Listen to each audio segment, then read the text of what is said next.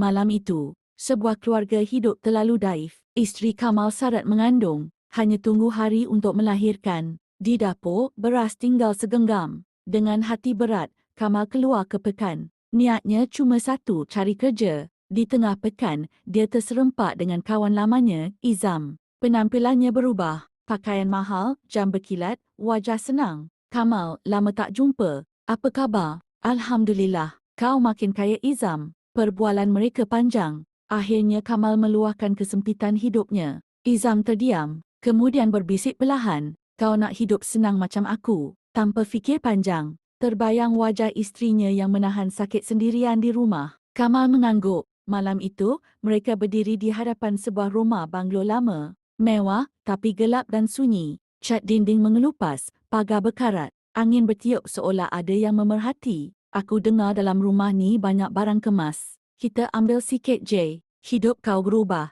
kata Izam. Kamal ragu. Tak apa ke?